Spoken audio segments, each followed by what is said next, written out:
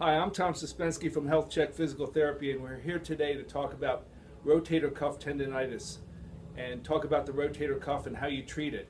With me is Ashley, who's a local student who's going to college in Delaware at the present time, and she has a little bit of problems with this right shoulder, and there's aggravation of the rotator cuff. So I just want to show you what it is.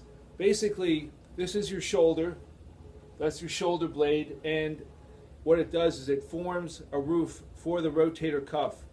And people want to know, what is the rotator cuff? It's a collection of four muscles that actually help stabilize and move the shoulder. There's a muscle in the front called the subscapularis. There's a muscle on the side, which is the most commonly affected tendon and muscle, which is called the supraspinatus. And also in the back you have the infraspinatus and the teres minor, which aren't as affected with tendinitises, but they do occur. And I'm just going to talk about how you treat it. Often when people lift their arm, this muscle contracts, which is the supraspinatus, and it enables you, go ahead and lift your arm out to the side. This muscle allows you to lift that arm overhead, but often it becomes impinged where when you get a tendinitis here, the tendon gets weak, and when you lift your arm up, it can't clear that bony arch, and it gets pinched, and they call that an impingement.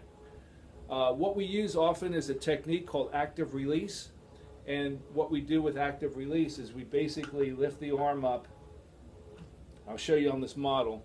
Lift the arm up, and we put our fingers right on the tendon, and we have the individual lower the arm, and I actually push up on the tendon and break up scar tissue and free up the tendon. So I'm going to demonstrate that for you. Go ahead and lift your arm up, Ashley. And actually, I'm going to put my finger right on the tendon. Let me go over here so you can see it a little bit better.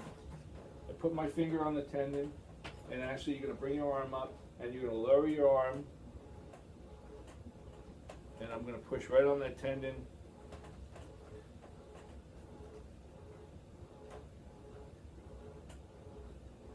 One more time.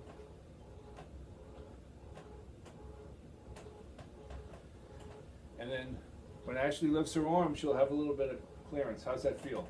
Much better. Okay. And also what we do is we might also put our finger right on that tendon, find out where the pain is located, and go across that tendon, and you can put your hand down, Ashley. And if she puts a little pressure, that tendon will pop out, and I can do massage right on that tendon and break up some of the scar tissue where it's impeding blood flow to get to that area to help heal that injury. So we do cross-friction massage.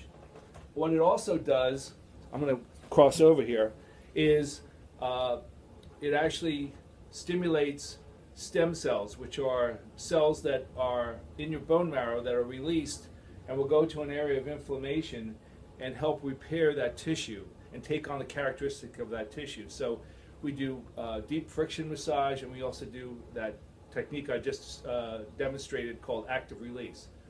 So if you have any questions, give us a call. We'd be glad to give you a free consultation to see whether you do have a rotator cuff impingement syndrome, and we'll talk about the treatment that's available for it. Thanks, and talk to you soon.